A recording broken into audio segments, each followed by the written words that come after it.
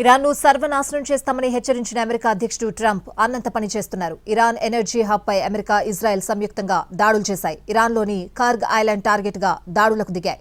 Dead line కు ముందే దాడులు మొదలెట్టాయి. కొన్ని గంటల్లోనే ఇరాన్లోని ఎనర్జీ హబ్ కార్గ్ ద్వీపంపై బాంబులు వేసింది. ఈ దాడిలో ఇరాన్లోని రైల్వే బ్రిడ్జ్ కూడా ధ్వంసమైంది. దీంతో పలు రైల్వే సర్వీసులు నిలిచిపోయాయి.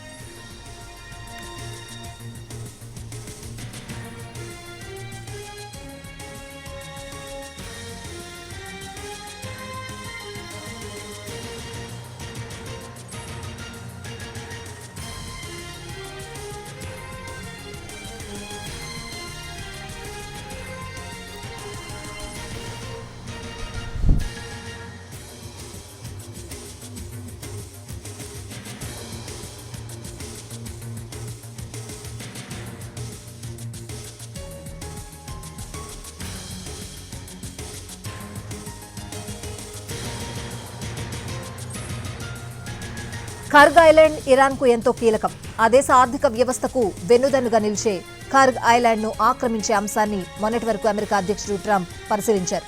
అయితే ఇప్పుడు నేరుగా దాడులకు ఆదేశించారు. దీంతో అమెరికా, ఇజ్రాయెల్ బలగాలు దాడులు మొదలెట్టేశాయి.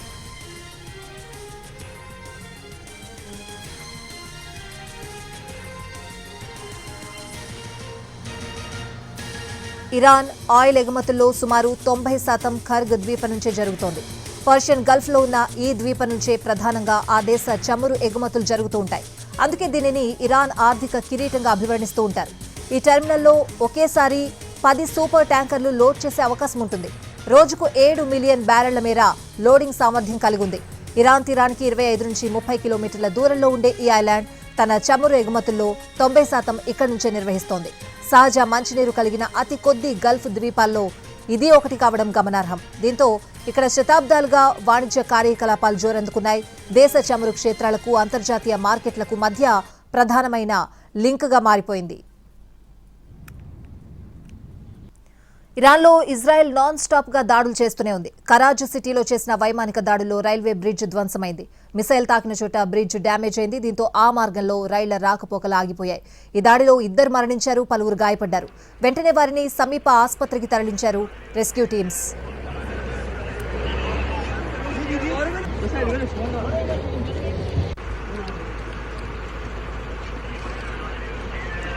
ఇరాన్లో ఇజ్రాయెల్ నాన్ స్టాప్ గా దాడులు చేస్తూనే ఉంది. కరాజ్ సిటీలో చేసిన వైమానిక దాడుల్లో రైల్వే బ్రిడ్జ్ ధ్వంసమైంది. మిసైల్ తాకిన చోట బ్రిడ్జ్ డ్యామేజ్ అయింది. దీంతో ఆ మార్గంలో రైళ్ల రాకపోకలాగిపోయాయి. ఈ దాడిలో 2 మరణించారు, పలువురు గాయపడ్డారు. వెంటనే వారిని సమీప ఆసుపత్రికి తరలించారు రెస్క్యూ టీమ్స్.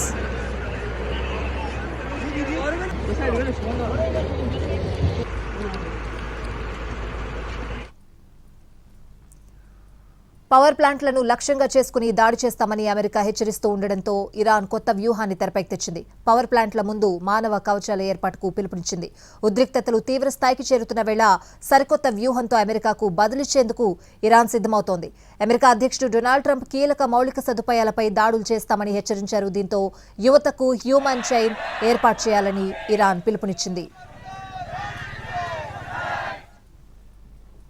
همه جوانان، ورزشکاران، هنرمندان، بچه‌های دانشجو و دانشگاهی و اساتیدمون دعوت میکنم فردا سه‌شنبه ساعت 2 ظهر دور نیروگاه‌هایی که داشته و سرمایه ملی ما هستند بدون توجه به هر سلیقه و دیدگاه سیاسی مال آینده ایران. దేశవ్యాప్తంగా యువత ఇందులో భాగమవ్వాలని ఇరాన్ క్రీడలు, యువజన వ్యవహారాల ఉప మంత్రి అలీరెజా రహీమీ పిలుపునిచ్చారు.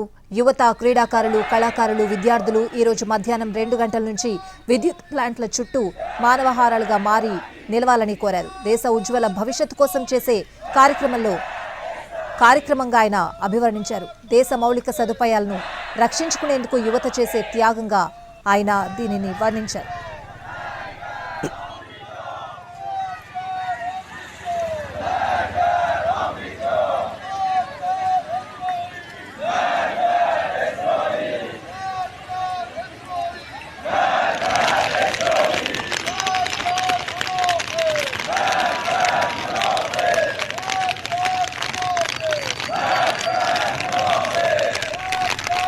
హార్మోజ్ జలసంధిని తెరిచేందుకు ట్రంప్ విధించిన గడువు ఈ రోజుతో ముగుస్తుంది. గడువులోగా ఇరాన్ వెనక్కి తగ్గకపోతే పవర్ ప్లాంట్లు, బ్రిడ్జ్లపై భీకరమైన దాడులు చేస్తామని అమెరికా హెచ్చరించింది. ట్రంప్ విధించిన గడువు ముగియడానికి కొన్ని గంటల ముందు ఇరాన్ ఈ కార్యక్రమాన్ని చేపట్టనుంది.